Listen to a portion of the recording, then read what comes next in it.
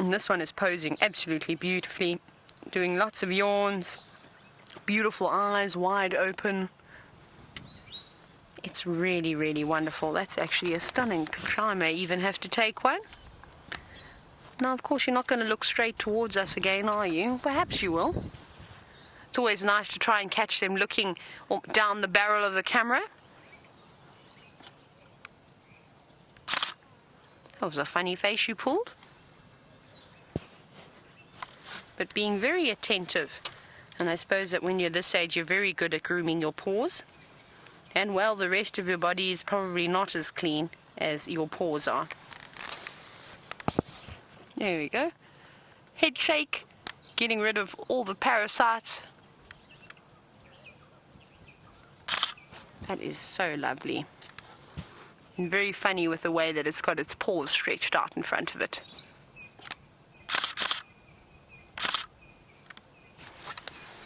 Here we go. Oh, I'm going to flop down on my sibling, because that's my favorite thing to do. And, well, the teddy bear cubs, they're not so teddy bear-like anymore. They're not very fluffy. They've grown up so much, even in the 2 months that I've been here. I can't believe how they've almost doubled in size.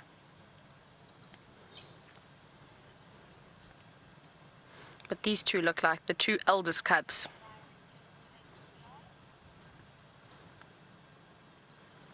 And I do think that these cubs are just an absolute saving grace to have, because they're always doing something. There's very few times we've come across them and they've really just been sleeping.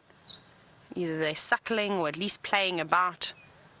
They're really wonderful and a very, very much a valuable characters to any pride or anywhere you go. It's always nice to see the young lion cubs. They're guaranteed to put on a show for you. And this is a good area to sit, firstly because it's nice and cool, there's some water close by. But they're right on the drainage, so they may get an unsuspecting kudu or a waterbuck, even an inyala, maybe even a lone buffalo, walking through these areas looking for all that nice green grass that's growing underneath all the trees. And I wonder if the kahumas are going to keep the trend up. I think they've killed about 9 different prey species now in about 7 days or a week, or maybe just more than a week. They are very successful. There are very few lions that have those statistics to their names. There comes another little one. Where were you? Down in the cold sand. I can only see 1, 2, 3, 4, 5. I can see 6 little lions now. I suspect that the other 2 are probably laying down in this drainage. There seems to be a bit of water, so maybe they were playing in the cool mud. Or laying in the cool mud. Isn't that beautiful? That is so lovely. Look at their eyes. This is so amazing that we're able to get so close and see these beautiful eyes. And of course their nose is all still nice and pink.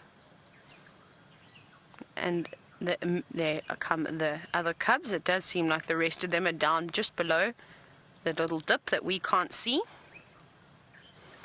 Look at this troublemaker coming down from below, wreaking havoc, biting and grabbing everyone.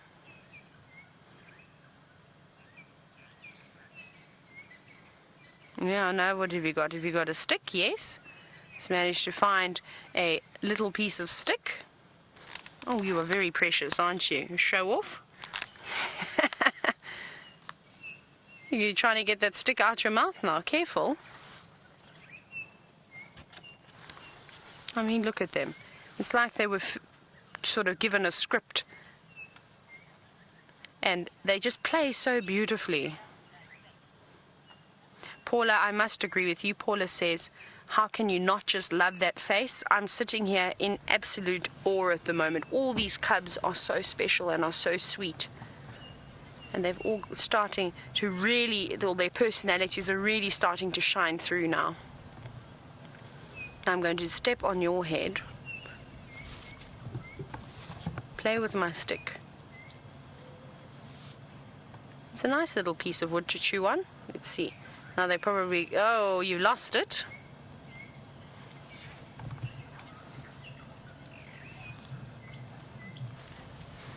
No. We've been chatting quite a bit over the last couple of days of how these little cubs are getting much larger now. And I know that Vic was wondering how many male cubs there were. The last time that I had a look, I counted 3, but that was also when I first started here, and I could have easily misidentified them. They were almost half their size just 2 months ago. So perhaps you'll try and have a look today.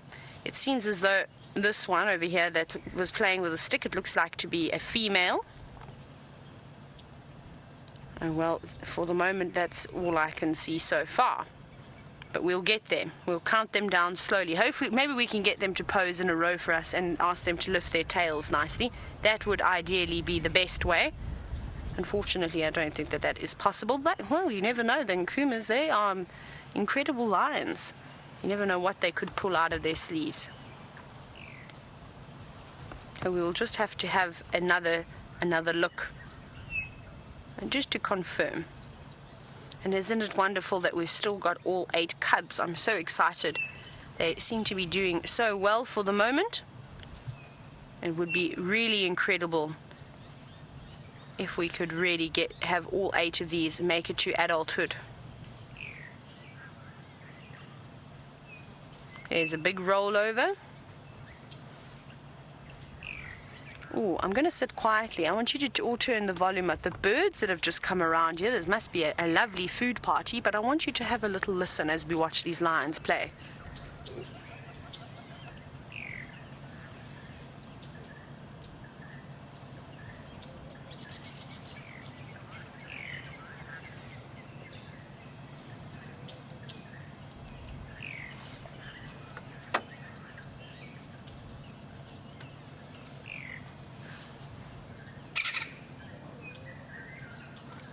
Isn't that amazing? How you can hear so many different species moving, and it must be a food party that's coming through. Now, if you're unsure as what a food party is, it's got to do with birds. So it's birds that sort of feed and fly at various levels. They come through together. You might get 5 or 6 species, maybe even more than that. And what they'll do is you'll get, say, for instance, a francolin that's running around on the ground may chase a butterfly off the ground. It then flies up. And perhaps the magpie shrike that doesn't fly too high in the sky picks it up after that. And so on and so on. So they're all sort of flushing out different insect species. And that allows them to have a better chance to catch something. And that's when you get these beautiful choruses of various birds coming through. And that was a particularly beautiful one.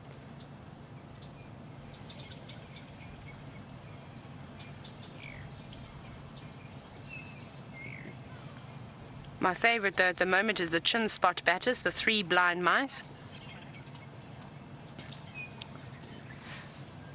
Nines, you're wondering if the Nkuhuma cub, the one with the floppy ear, the one that unfortunately has a bit of mage, is a male or a female.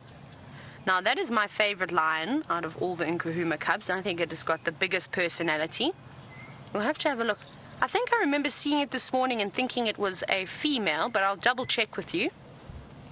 I think my gut said that it was feeding. I think I briefly saw it, but I don't see it out just yet. Perhaps it's still down below in the drainage. So we'll wait for it to come out. Is that it over there? No, those look like 2 of the teddy bears playing down at the bottom. You can see just the tail wiggling around. And who knows what all sorts of mischief they're getting up to this afternoon. In case you were wondering if there were any adults around, I just want to point out that Mfumo is in the distance with, I'm sure that is Amber Eyes. And I don't know where the other lionesses are.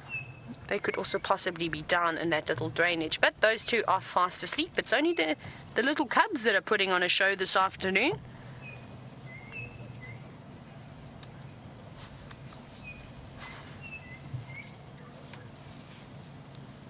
You see, no one else is showing us who they are, though. Come on, we won't be able to tell no who's who in the zoo. Now, this little one rolling around on its back looks to be quite large, and I wonder if it isn't perhaps a male. But they only will just start to get those tufts of hair on the side of their faces, normally around 6 months or so. You can see it quite prominently. But we'll have a look. Oh, here comes Floppy. Coming up, creeping up on the bank. Look at it. See, very cheeky. I think this is how I was when I was a kid. Let's see if it is indeed a little girl. Yes, it does. It does look like a little girl. I didn't see any manly bits, but it was a very quick dash up that little wall. But we'll have a look again.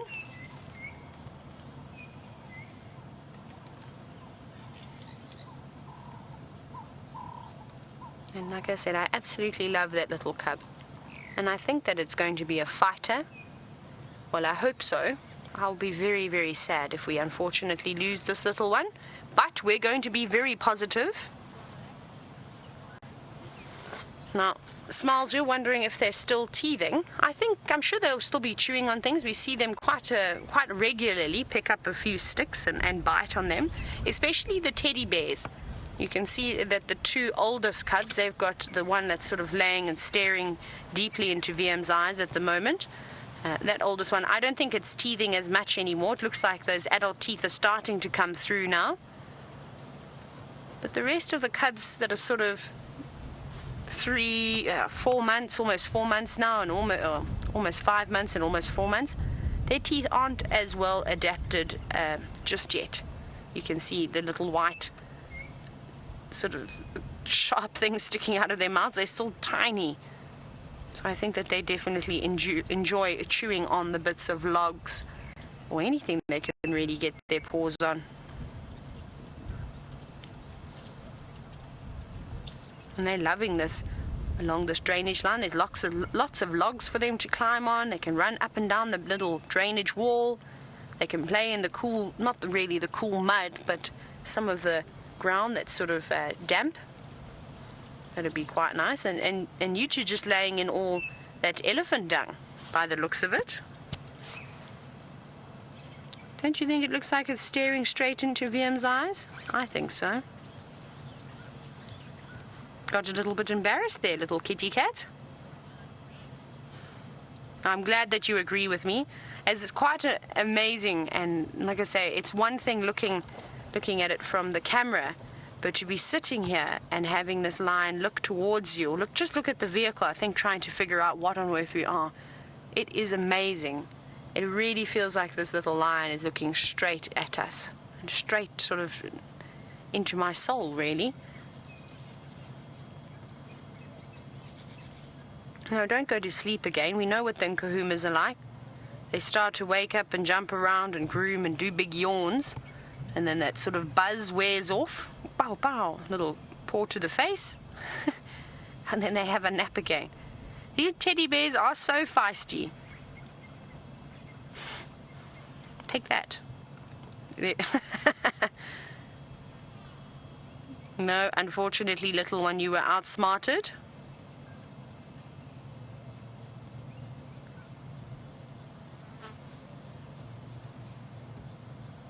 Come on, wake up. What have you seen? One little Nkuhuma stared off into the distance. I perhaps thought that somebody else was coming from the thicket, but doesn't look like it. Right, let's see who this one is. Are you a little girl or are you a little boy? Oh, yes, a little boy. So one of the oldest cubs being a male, and I think the other one is indeed a female. A little bathroom break. We've got one scratching its nails on the tree. My little favorite one. And I think this is the Nkuhuma that likes to climb the trees the most, if I'm not mistaken. We often see them up in the apple leaves or climbing the bush willows. Be careful you don't tumble all the way down.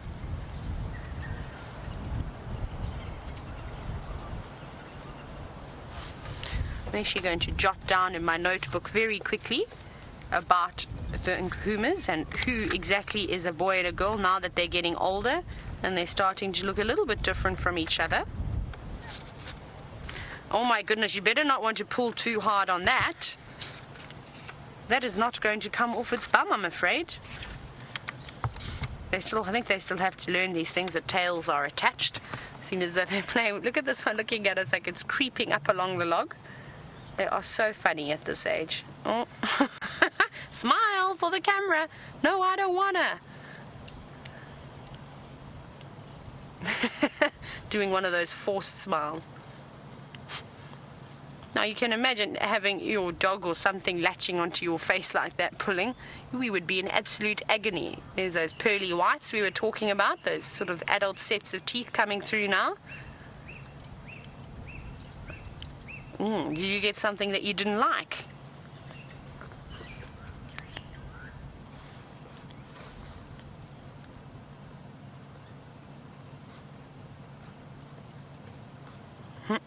Making a very quick note that my favorite teddy bear cub is indeed a female.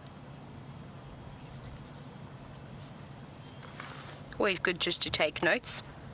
Something that I've learned in life is that it doesn't matter what it is, just write it down. You may become useful. Oh, that looks like it's getting a bit rough now. Careful, because when this one gets up, it's going to be much bigger than you.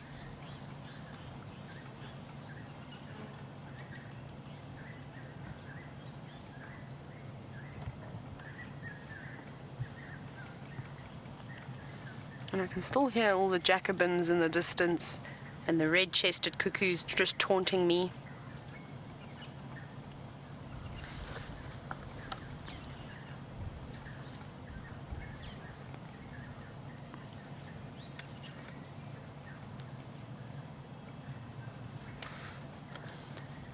Are you biting your own paw now? I don't think that was part of the plan.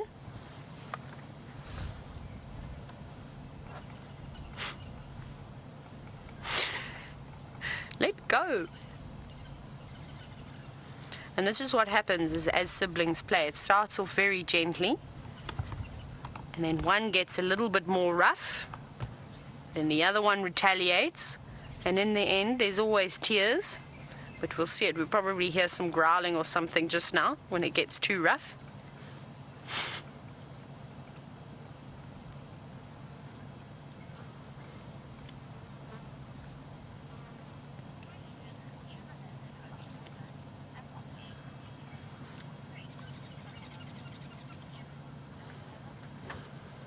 Now looking at these little cubs now, you sort of think to yourself, how on earth could these little things honestly harm you? Now, Jimlin from Oklahoma wants to know, at what age will these cubs become dangerous to somebody on foot? Now, at the moment, I wouldn't want to touch one of those little cubs because they would probably scratch you to death. And those sharp little teeth, I'm sure it would bite, would be sore when they bit you, or if they were to bite you. I reckon when that lion gets to about 1.5 years, it could probably do some serious damage to you if it got angry enough, though they would probably run. But if they were cornered in, or if you tried to go and get it, well, good luck to you. The teeth will be nice and big, and it will probably weigh at least 60 or 70 kilograms. And then, of course, when it gets any older than about 2 years old, well, then you also need to start being very, very careful. It'll be even more dangerous. Like I said, don't underestimate these little ones, as cute and cuddly as what they are, rolling on their backs, showing us their fluffy bellies. One day, they'll be taking down buffalo just like their parents. You can see this other little one looks like it's starting to get a little bit of mange. I saw a bit of patches on its elbow, little black sort of patches, and those ears are starting to look a little bit tatty. But it doesn't look so bad. I don't think it looks as bad as the Styx cubs did. Perhaps they're lucky and they're just getting it as they're a little bit older. Maybe all the abundance of food that they've got around and water. They seem to be very healthy for the moment. But we're very quickly going to go back across to Byron and get an update. Linking. So we haven't seen anything yet. It's been a little quiet here at the moment. We just saw some zebra move off into the thicket, but no sign of anything just yet. It's interesting, and that's the way it goes sometimes. You can drive around and look for animals and spend 2 hours and see very little, even impala. Almost see no impala. It can happen on a safari. It's good. I like it when that happens, because then you just enjoy being out here. And you enjoy the cool breeze, the sound of the birds around. And it's just soothing driving around here. Hang on a second. Oh, just want to reverse. A little steenbok, another little one, just ran off very quickly. Hold on. Oh no, it's gone. I got it. Oh, there we go. Hang on, what about there? There we go. Looks like a little female steenbok. There she goes. Oh, difficult to see. So, as I was saying, then the nice thing is you never know what you're going to bump into either. So, things will start happening around you, and that's the wonderful thing about being out here.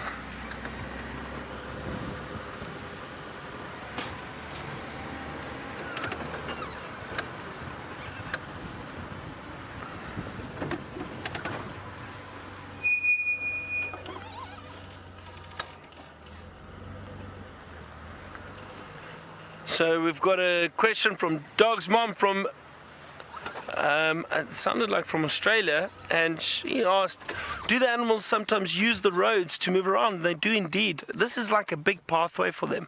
So the roads, it's basically just walking on something with the least resistance. There are no trees, there are no bushes.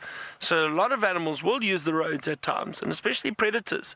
It's much easier. They see it as just a large pathway.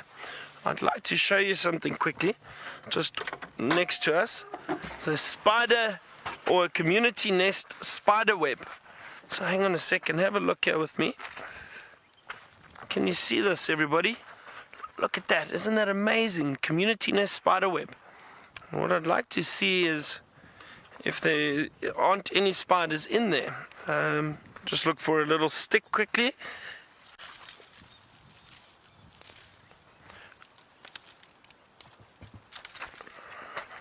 Let's have a look.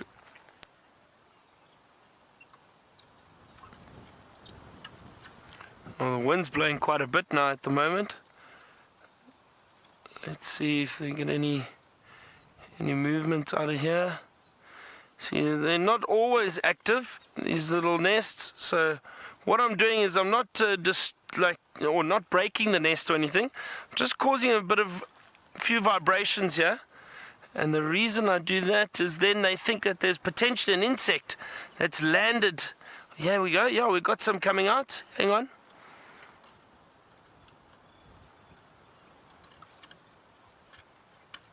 Let's see if I can just see one or two moving around, but they think also because of the wind, they probably think that it's just the wind disturbing. Oh, wait, can you see there? You got one there. There we go. There we go. Look at that, everyone. There's two.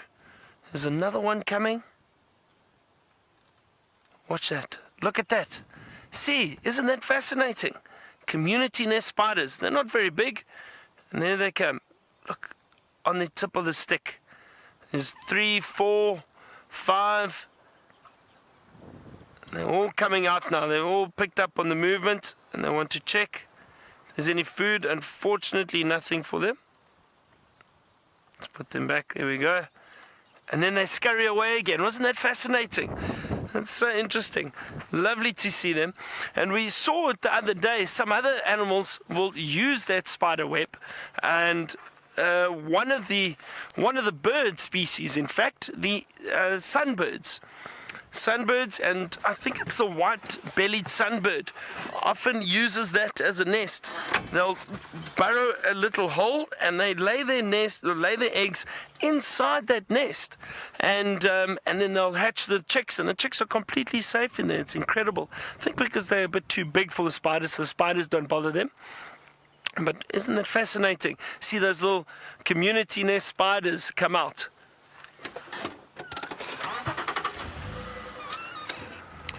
Alright, I think what we're going to do is we're going to head back towards Djuma. We haven't had too much luck out here on Cheetah Plains this afternoon. If we do see anything, we'll definitely let you know. But while I'm making my way through, let's head back to Taylor and the lions. These two are starting to get nice and rough now. Like I said, they've gone from biting each other just a little bit. Look at them go. Even a spider hunting wasp flying around. Come on, you can do it. Looks like he wants to put that other one in a neck hold. And all the fun's, oh, not yet. Still going back for more. Said, right, you've started something. I'm going to finish it. My goodness, it's so busy. Look at the tree climbing kahumas at the back as well. They look like they're having a little competition. They keep challenging each other as to who can go higher. No, I'm not getting an opportunity to climb up. It's all happening with these little ones. Look at it go. Look how high I can climb. That's very high. Now plop down onto your siblings. My goodness. Careful you don't get stuck up there. That's quite impressive. Now what, when you need to go back down? This will be the funny part.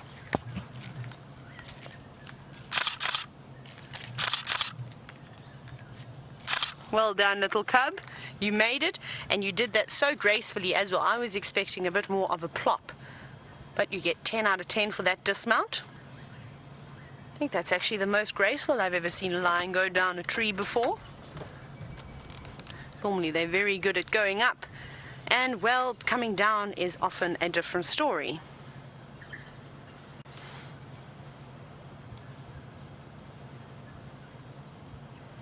Now, I suppose after they've had their play with each other and annoyed each other as much as they can, they're probably going to go back and search for Mom. And we've figured out where the others have gone. They're just around the corner from where Mfumo and the other lioness are laying. But they're flat, so we can't see them at the moment, but they did move earlier.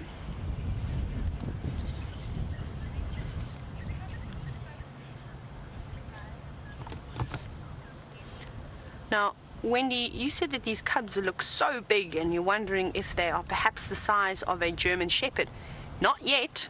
They will probably get to about that size when they get to about 1.5 years. At the moment, they are the size of a, let's see, a long-legged Jack Russell, something like that, or a Fox Terrier. They're around that side, but obviously just a lot more stockier. And that's, of course, the bigger cubs. The teddy bears are slightly smaller. They're probably about the size of a normal Jack Russell with shorter legs. Now that we've seen the Jacobin cuckoo as well, they're everywhere. And we can just get hundreds and hundreds of them typically on the camera again, which is not what we want. We want a variety of cuckoos. It hasn't been too bad. Hey, we had Byron who saw the African cuckoo. Then we got to see the Jacobin.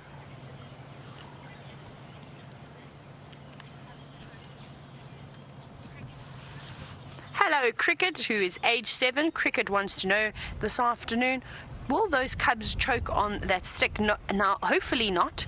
There, of course, is always a possibility. But let's hope that they don't put those sticks too far down their mouths.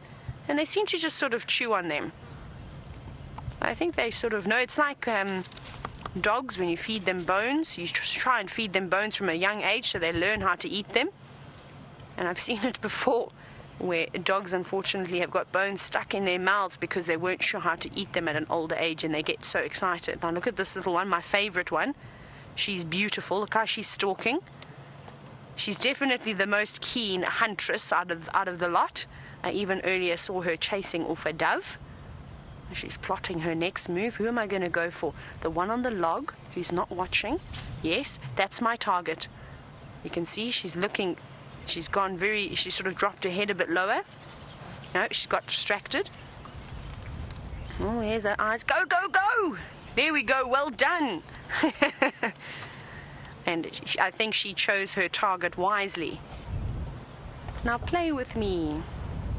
No, that sibling's not interested at all. I've got a stick and I'm just going to chew it. Oh, they're mating. Look. Sorry, I just spotted. They seem to be mating.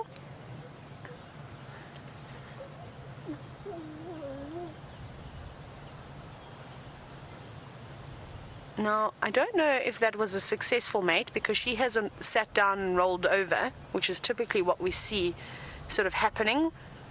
Maybe I think we should go a bit further forward. Let's go around and have a closer inspection. There is a little pathway we can go along. I think that'll be a good idea. They did that so sneakily. We didn't even hear them get up. Right, let's move forward. But thank you, teddy bears. We'll see you just now. Don't go too far or come around the corner. That's fine too. Right, let's go and have a look. I'm sure that, like I said, those little ones are going to be around here anytime soon because they'll just get bored with each other and then have to come and annoy the adults. Well, let's have a look here. Oh, this is very nice here. There's lots of little spots for us to move around in. We'll try and sneak down here. Oh no, one of the lionesses is getting up. I think she's going to go around towards the cubs. So we won't go down there. We'll let her carry on walking. Isn't that a beautiful backdrop? With all that looks like sandstone that's coming through there.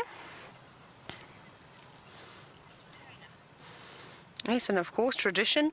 Once I get up, I must use the restroom. Even if I get it on my feet, it's okay.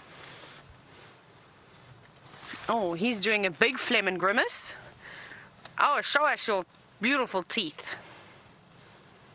Now, of course, we know the Fleming grimace. Just in case you're watching for the first time, that is, of course, is the outward expression when the male will check the female lion's urine. Or actually, it happens with quite a few different species to see if she's in estrus. Let's see, he's going to do it again. So that's him passing the scent over the Jacobson organ. That is beautiful. Mfumo, you've got a lovely, lovely face. Now, we've got some very daring crested franklins, which I think are going to go down towards the lions. They are bizarre. You can see them just next to the right of my vehicle. And the reason why I want to show you, they were literally going to walk straight down, and then they only just at the last second saw that big male lion. I don't think he'd be too bothered with them, though. There we go, but now off he goes. Now he's probably going to test the next set of urine. And this is what he'll do, is he'll go from mating with one female to, if another one comes into estrus a couple of days later, to mating with her too. Look at that beautiful face.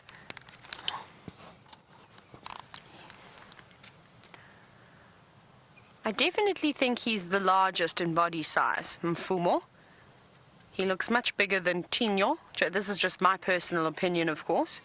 I think he's very much muscled up, and he's filled into himself quite nicely. Perhaps he's a slightly older, maybe, than Tinyo. Here we go. He's going to give us a big smile again. But can you face this way, please? And smile towards us. No? That's okay.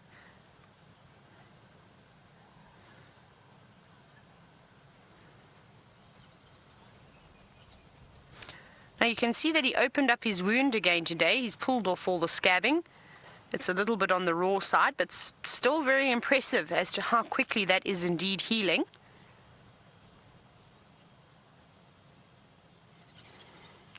Now, he's trying to pick up on somebody's scent.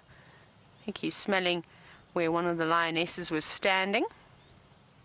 Yes, that's nice. That's what we want to see. Isn't that beautiful? And how beautiful was it that he held that pose for us? Wow, that was so lovely. Thank you, Mr. Mfumo, my favorite Birmingham.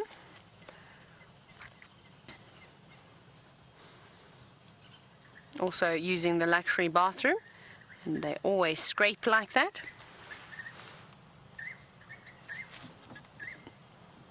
Sorry, I'm listening to the Jacobin cuckoos as they taunt me. Right, wonder where the other lioness gone. Oh, I think she's bringing the cubs down. Let's see if we can get a better view. I'm just going to reverse and then change my angle slightly and go down here.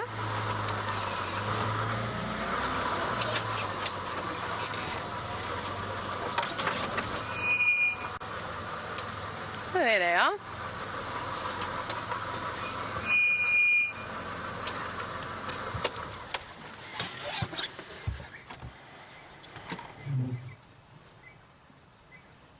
Okay, someone's going to fall in the water, I think. You can see it looks like one of the lionesses that we saw get up is she's trying to have a drink. And it seems as though now the cubs are taking advantage of this.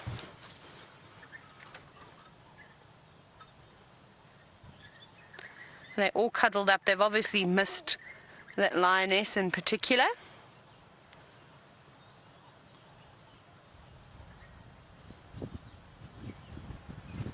There's my little favorite girl on a mission. Oh, sure.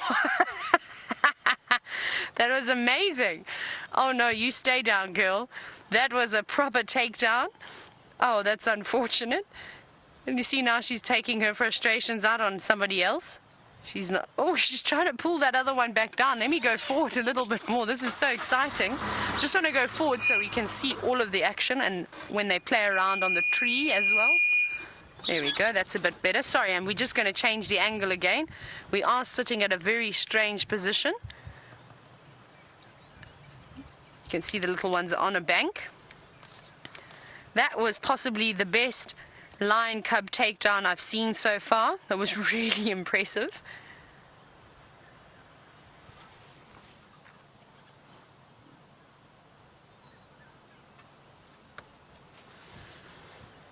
Plotting their next move.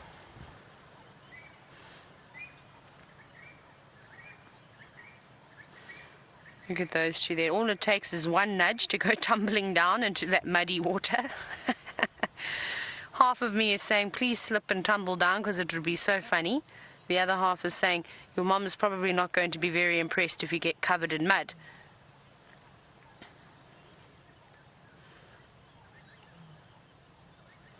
Look how easy it is for her to move up that bank when those little ones struggle so much.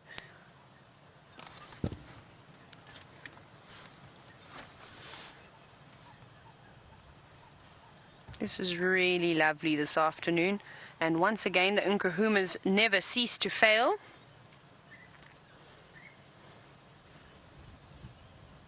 See a little bit of the golden light coming through. The only thing though is where we're sitting is that we've missed the sunset this evening, which is quite sad. I was hoping to see it go down tonight. I think I also missed it last night and the night before. Not having much luck with the sunsets.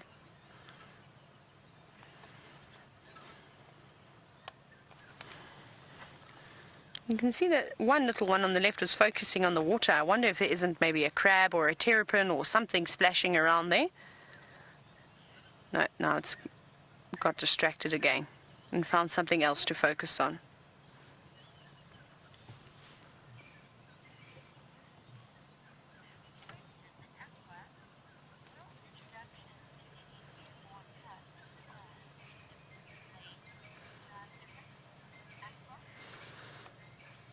Now, seen as though these cubs have gotten so big in the last couple of months, I know that Aqua was wondering, will there be a sort of delay in the introduction to the pride of any new cubs because of the age difference? Now, I think that definitely will happen, Aqua.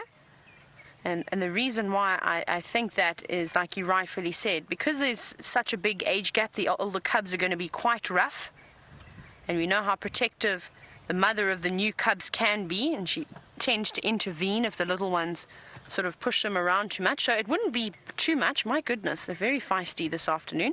Probably be about just a couple of weeks or so, just until they really were able to move around nicely. Remember, it's not just 1 or 2 older cubs. There will be 8 older cubs. And of course, these little ones will be so excited to see their new brothers and sisters, and that excitement sometimes gets the better of them. So I think that that would indeed happen, but not for too long. Now, wouldn't that be exciting? That was a big jump.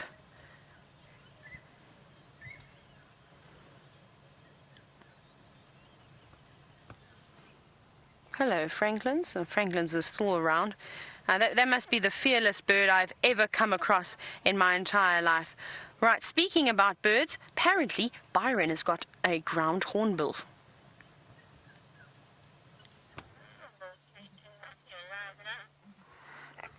And we do indeed, Taylor. And Taylor's been so fortunate with those lions and the cubs playing. But I've got a beautiful ground hornbill. I want you to hear, it's been calling. It's giving this beautiful, deep, booming sound. Let's see if it does it again for you.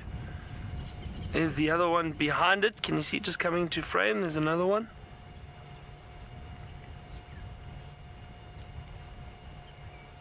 Very strange looking birds, the ground hornbill. Very endangered, so it's wonderful to see them. They've stopped calling now, but we may be lucky and they may call again.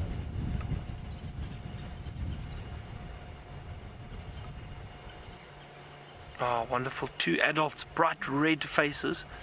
Oh, fantastic. Look at that.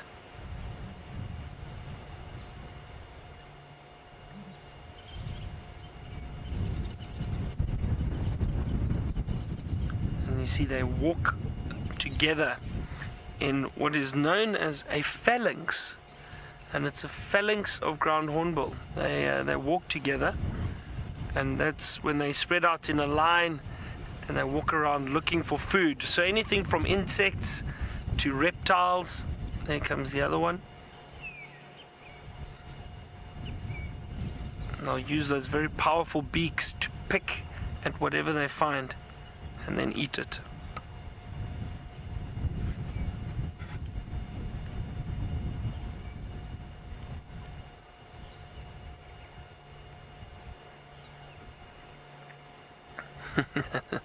Just speeding up there, but they are prehistoric, aren't they? I think that's the best way to describe a ground hornbill. It's prehistoric. Very strange. Oh, there we go. Look at that beautiful white under the wings, the wing tips. There they go. They look like a third one that actually flew off there too. Fantastic. Lovely to see them. I think this is potentially the same group that we've seen around this area the last few weeks. I don't know when you first saw these ground hornbills. They do move around a little bit. They're flying all over at the moment. You can just see them flying off into the distance. But I think there's a group of 4 that we saw the other day, and I think it's possibly the same group. So nice to see them. Give that beautiful booming sound. And these ones, while they were walking now, I think it was just communicating between each other. They were just doing a woodoo, woodoo, woodoo. It was a strange sound. But that's kind of like what it sounded like. Oh dear. I know Kirsten put together a little video of my bird calls and animal sounds, and she showed it to me this afternoon, and it's a little embarrassing, but as long as everybody's had a good laugh, then it's all good.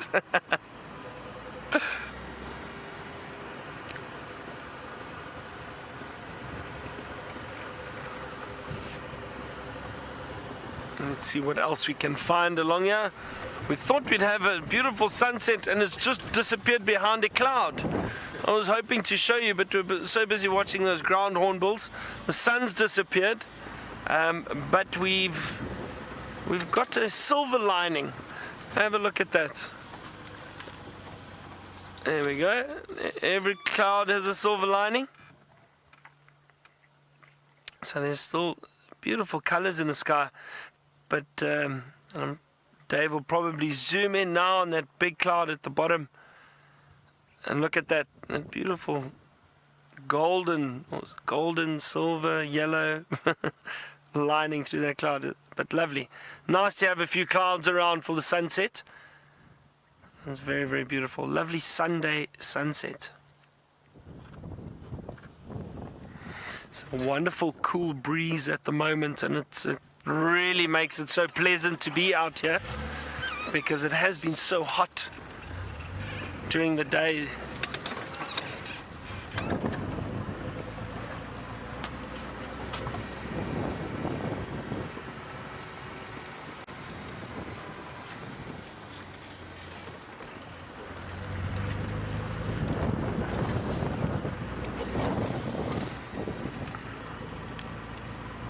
Oh, there's a bird, a large bird. Oh, it's a vulture.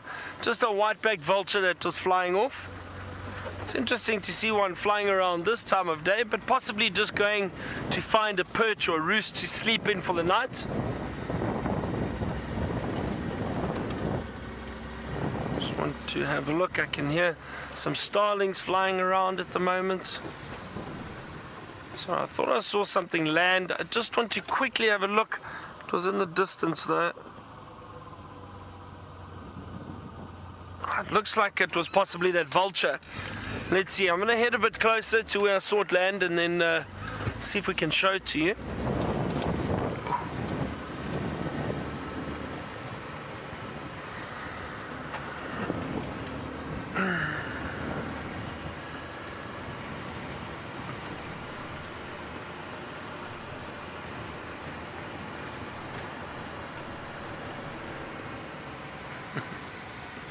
And thank you to all the viewers that said they enjoyed the bird calls. Makes me feel a bit better. There we go, there's a vulture up in the tree, everyone. Just off to the right, out in the open. Probably going to sleep there for the night, and that is the white-backed vulture. And yeah, it's the one that we saw fly, that I caught a glimpse of flying. Oh, hang on, we've got some giraffe ahead of us too. Wonderful. See, you never know what you're going to bump into. Let's move a little bit closer.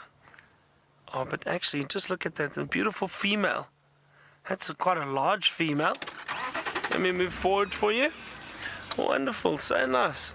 And there's a male behind her, it looks like it.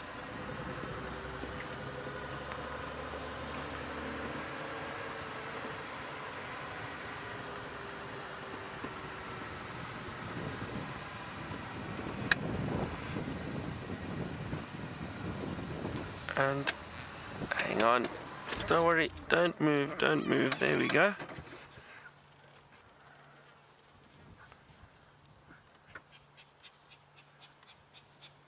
A male and a female. It's a younger male though, it's still a very young male.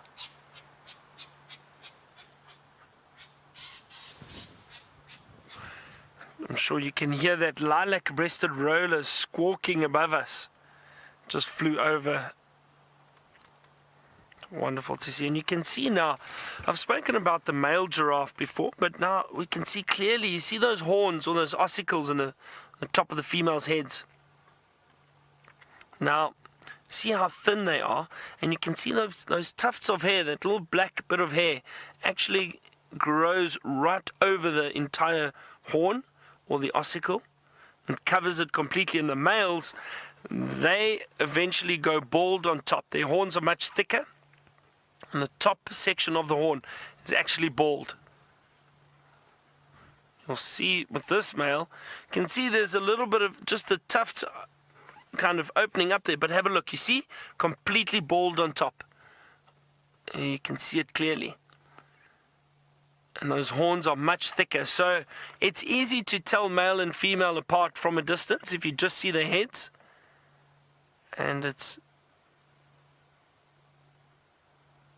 purely by that either bald males or the females with the tufts of hair. Now, I'd like to show you something while we're here, just quickly.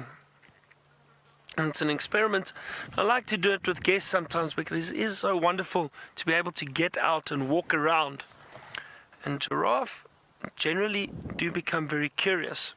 So what I'm going to do is I'm going to jump out, I'm going to walk around and just see if these giraffe have a look at me. They may decide to move off, but it could be interesting. So, but I'm not going to walk upright like a person does. I'm going to crouch down a little bit and just see if these giraffe do come and look at us.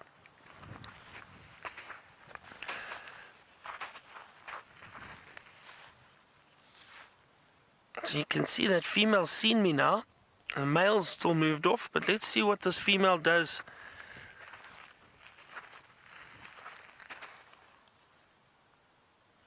See, she's still just watching. She's not, hasn't moved off just yet.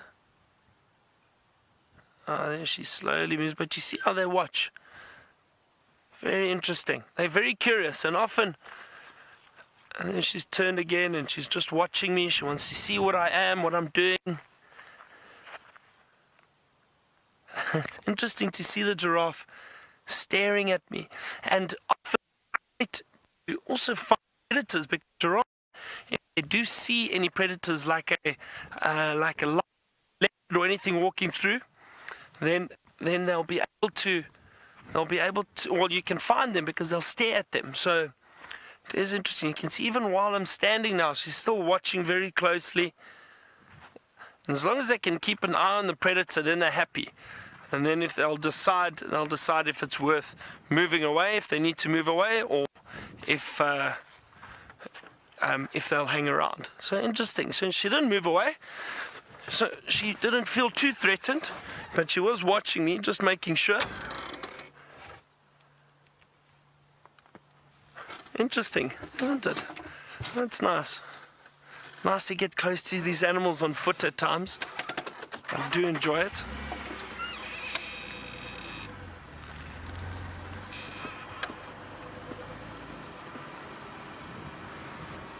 So Lisa's asked, do the female giraffe ever fight using their necks like the males do? The males do that very serious fighting called necking, where they stand head to tail and they swing their necks around and they hit each other very hard with their necks and with those horns in their heads.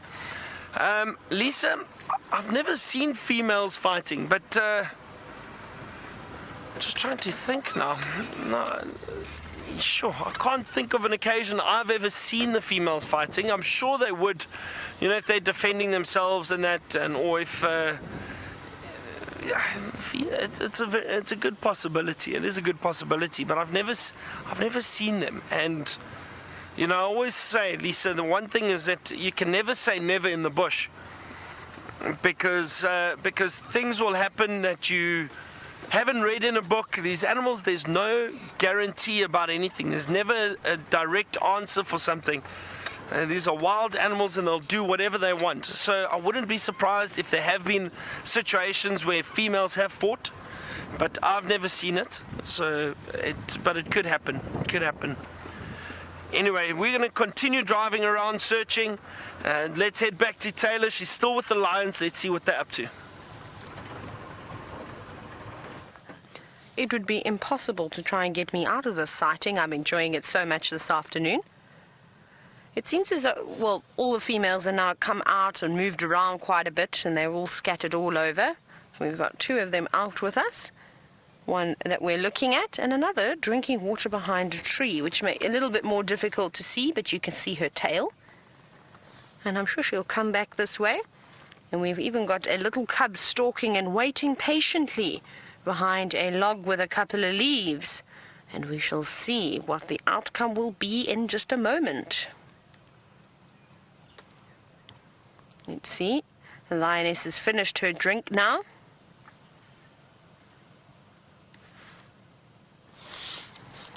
That's actually really pretty. Time for some screenshots. She looks like she's got a little bit of a limp. Maybe she's a bit stiff from sitting down for such a long time.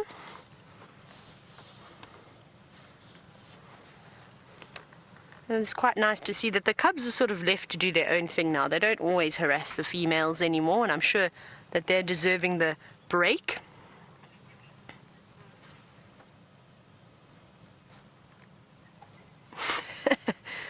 Not enjoying the flies. Had a snap at one. Oh. Big sigh as she laid down. And our little cub hasn't made its next move yet. Perhaps it's actually not going to. Maybe it's just enjoying the log.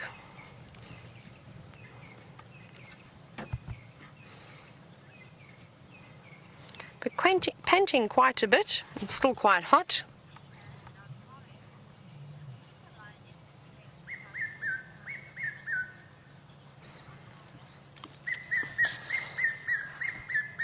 Tina, I'm going to get your question now. This cuckoo is here. VM, you heard it, right? Yes. Where is it? Cuckoo, cuckoo, come out wherever you are. Drats, I think that these lions are in my way in order to try and get a view of this cuckoo. I think it's not on this knob thorn in front of us, but the one on the other side of the dam. But perhaps it's going to come closer. Remember, if we get this red-chested cuckoo, we win. Whoever was on Team Taylor, I'm not sure if there were teams going, but just in case there were, They're still trying hard. Sorry, Tina, just to get back to your question. Very typical of me, I get distracted oh so easily. Now, you were wondering, do any of the lionesses stay behind when the pride goes out to hunt? Now, unfortunately they don't. They actually leave their cubs behind and on their own, where they will stash them away in a drainage line, perhaps under a fallen tree somewhere where it's nice and safe. And the adults will go out and hunt, and once they've successfully made a kill, one of the lionesses will often go back and fetch all the cubs and then lead them back to the kill site. And you can see that it has been a tough day for this lion, apparently, that it just sort of slithered down the tree. It's just been an absolutely wonderful afternoon. There's quite a few clouds sort of starting to come over. Nothing looking too threatening just yet, but it's definitely getting cooler. You can see, and there's a bit of a haze. Now we need big cumulonimbus clouds, thank you. That's what we're hoping for. And I'm still keeping an eye out for this cuckoo. It's here. It's gone quiet now though, but it'll have to emerge. Oh my goodness, that was a serious patience game that little cub was playing, the one that was hiding behind the log. Apparently it was waiting for the perfect moment, and it caught us, Avium. Little one trying to sneak in for a suckle. Mum's saying no, you have to have a bath first.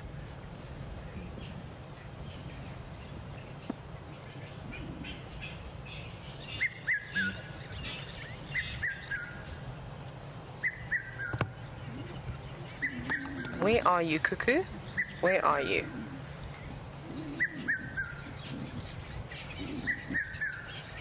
I'm hoping it's going to fly to the next tree, and then we're going to get a view.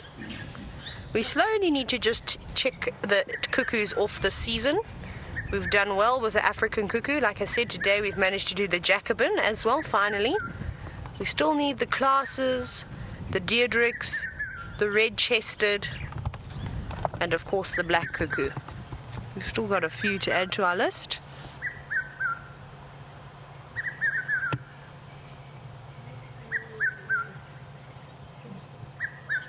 Here comes another lioness.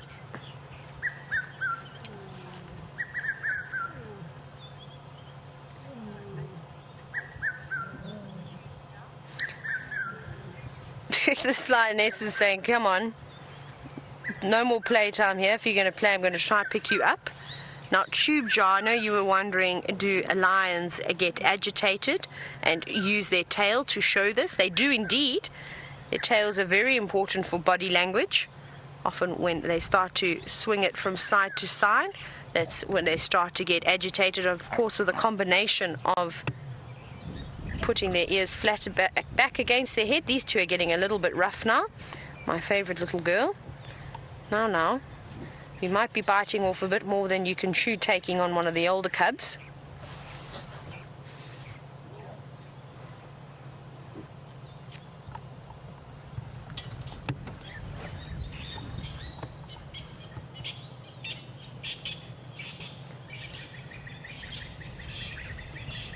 It's been rather wonderful spending most of the afternoon with Nkuhumas, and I'm glad we got here when we did.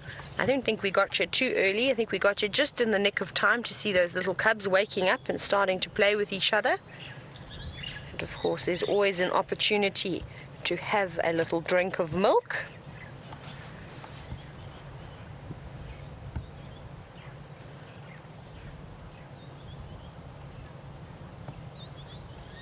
A little one trying to knead its mother.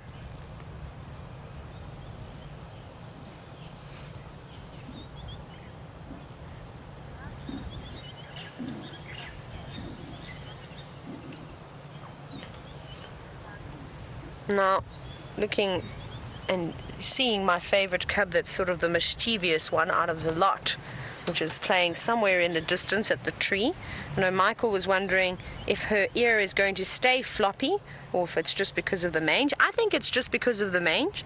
I think it would actually be quite nice if her ear stayed floppy. It would make her very easy to identify, and I don't think it would affect her too badly. There's a lioness by the name of Mandlev down in the south, part of the Southern Pride. And her ear is indeed floppy too, and no one's really certain as to what caused that. But wouldn't that be a nice little identifying feature? Like I said, I don't think it would be that badly sort of disadvantaged in life. They've got wonderful senses, and of course you've got one good ear and it will still be able to work. But perhaps it will heal. I think it could just be the mange that is indeed causing that.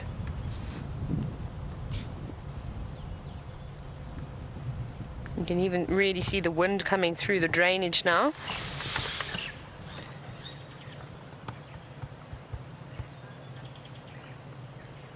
And we'll try and spend as long as we can with the Nkuhumas, as long as we have a little bit of light. But we shall definitely sit here for a little while longer. But I think let's go back over to Byron and see if he has an update on his afternoon.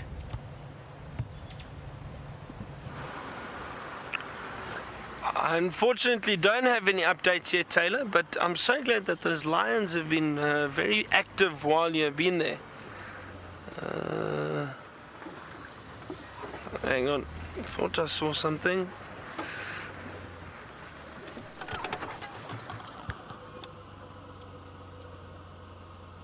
Oh wait, everyone, I think I got something interesting here to show you.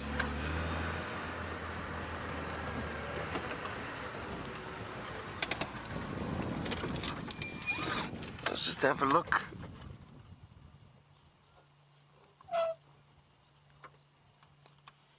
Is indeed.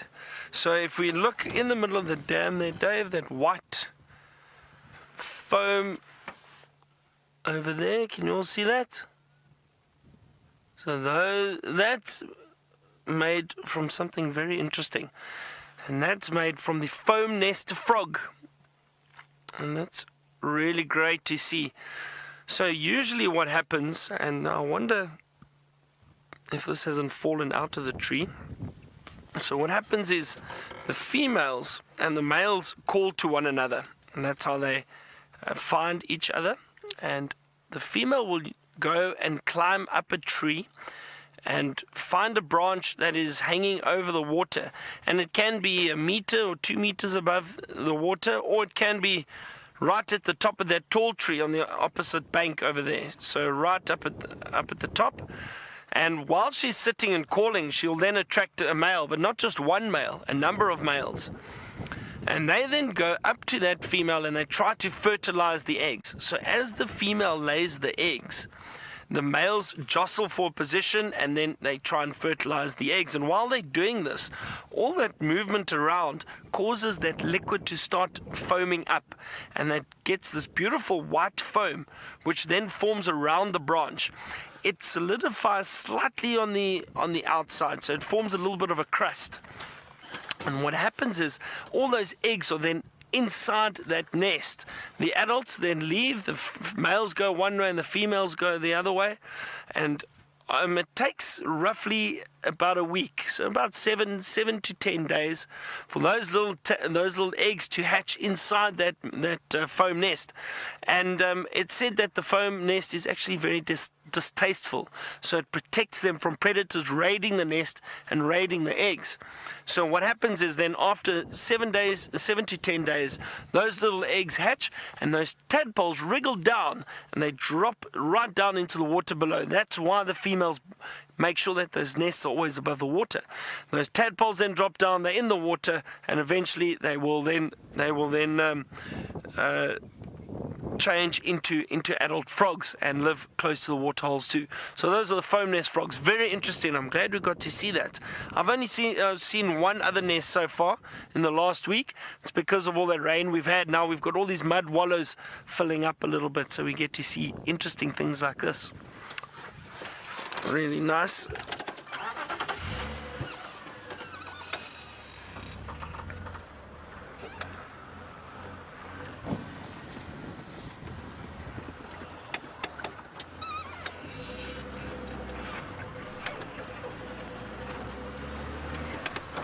So we haven't had too much luck with any predators. And I also think one of the reasons why we haven't seen too many leopards on Vuyatela or on Djuma the last few days or week or so is probably because of all the lion activity. You know, there's a lot of lions around. They're calling every night. They're moving around a lot. They're killing buffalo, hunting and killing buffalo.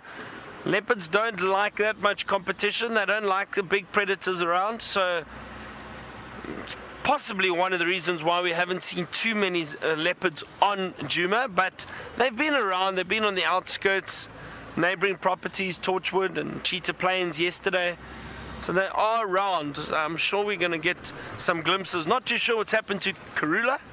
Haven't seen her since I've been back.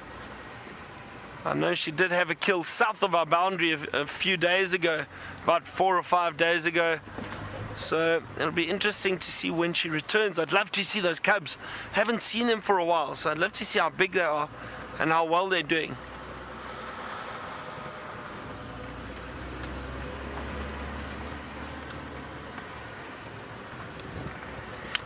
Alright, we're going to carry on searching for little nocturnal animals. Let's quickly head back to Taylor and the lions before she leaves. Now the lions have blocked my way, my easy way to get out. So unfortunately we're going to have to say goodbye to these beautiful lions in a moment, but we shall sit here for a couple more minutes. I just need a little bit of light to try and navigate out of this area. It is quite tricky. There are lots of thorn trees, lots of sickle bush, which we know deflates the tires, and we don't want that at night in the middle of the lions sighting. So I think let's have one last little look at these lions before we go. Well, and good night, lions. I hope that you catch many animals this evening so that you can fill your bellies and fill the little ones' bellies. And good luck to all the buffalo and the rest of the animals out there this evening. I wish you the best, and I wish that you could evade the Nkuhumas. So good luck to everybody, but we need to carry on moving. But they've been wonderful this afternoon, as always, haven't they? And we're going to sneak under this big tree. So it's going to be interesting. Let's see how we do. Oh, I'm very close as well. Right. I'm very close to another tree, so I think I'm going to need to go back across to Byron as I try and maneuver.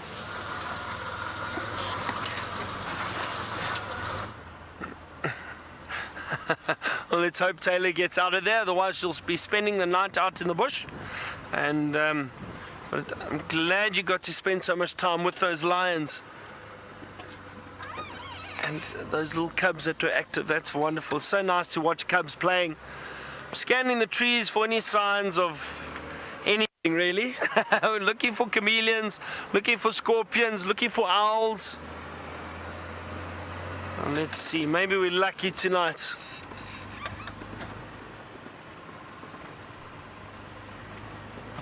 Maybe the cooler temperature could bring out some of those little animals.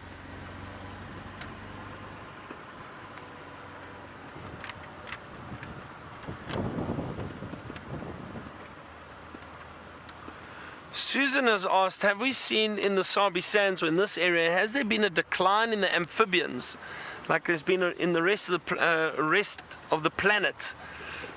Susan, to be honest, I don't think so, and I'll tell you why. Is because whenever it rains, and the other night we heard it again, the amount of frogs that are still calling, that are still around, and that we are still seeing, I definitely don't think there's been a decline. But also, then again, I haven't been doing studies on the amphibians. Perhaps professors or students that are studying movements and numbers of amphibians, they might have better ideas. But every time we drive past water holes, we tend to either see frogs, see signs of the frogs, or sorry, I just thought I saw something move through there.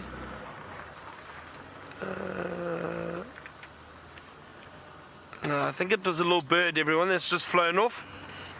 And I also don't want to shine the spotlight on a bird. So Susan, what is it? Oh, sure. I'm seeing things. I thought it was a chameleon, but it's not. So as I was saying, we hear these frogs and that around these water holes. We see signs of them, so I haven't noticed a decline. But like I said, if someone's doing studies, maybe they've seen a change, but I'm not too sure. I think also because of the dry season we've had, or the dry year. It's been a very dry year within the southern part of Africa, so I think that will affect the amount of amphibians around and the movements of them.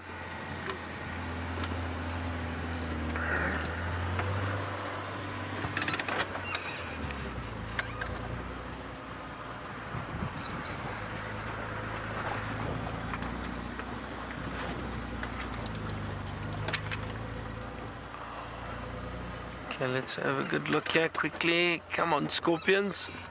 Surely there's one or two around. We saw a big scorpion in the DRC where we stayed last night.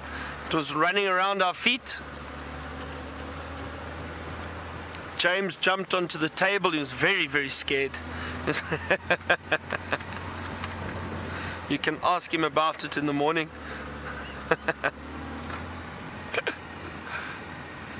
I think if he hears I said that, he might get quite upset with me.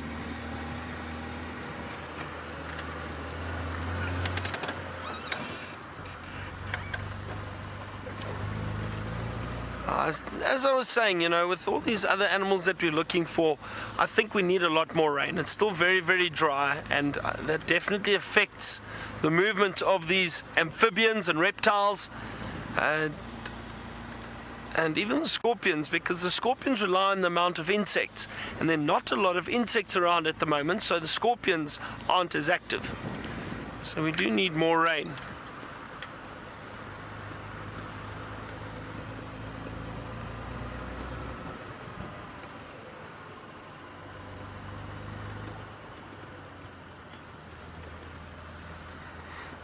And I know some of you would love to see a snake, and so would I. I love snakes, I really do. I'm fascinated by them, and I do really, really enjoy seeing them. But at the moment, it's a bit tricky to find them.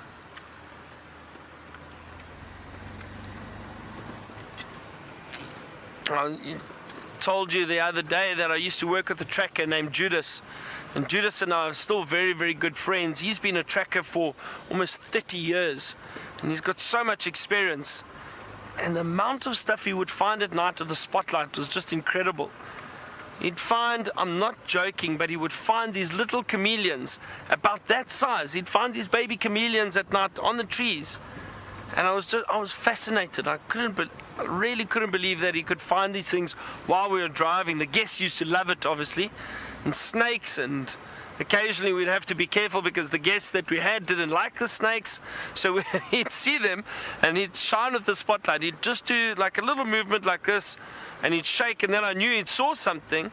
But if it was a snake, I'd say, Babongoman, Jäger, which is basically leave it. So then he knew, okay, the guests don't want to see snakes, we'd rather keep going.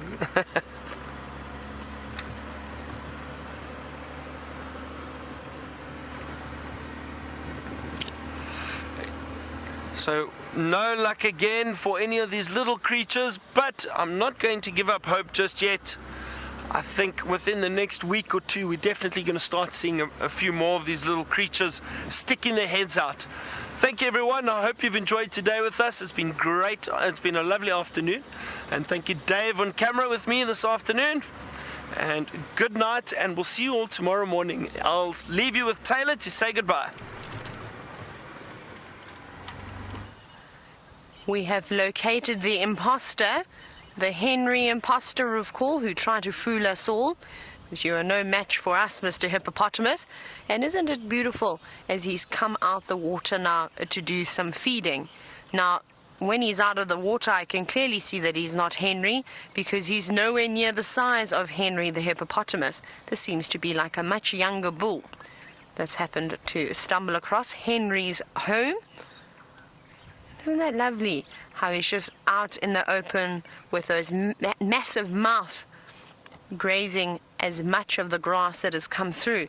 Now, this is the first time I've actually seen a hippo grazing on this little open plain. Normally, we see them quite a distance away from the water or sort of in other spots looking for something to eat. And that's why the grass in the open areas tends to be the grass that disappears first, and not sort of vice versa. You'd think that maybe around the areas that are not so favorable would have been eaten first, but of course that's not the case. Look at that beautiful sky. Isn't that lovely? Now, it's just been absolutely terrific to spend the entire afternoon with you. But just before I say goodbye, I want to get one last look at this hippopotamus. So I'm going to reverse very quickly just to catch up with him, because I think he might be walking towards us on the road. So we'll catch him just in the final moments of the show, and that's what I love. Oh, I've lost my earpiece. I'm about to drive into the dam cam. Kirsty, if you're trying to talk to me, I can't hear you. The wind blew my earpiece out. There he is, coming out into the open for us.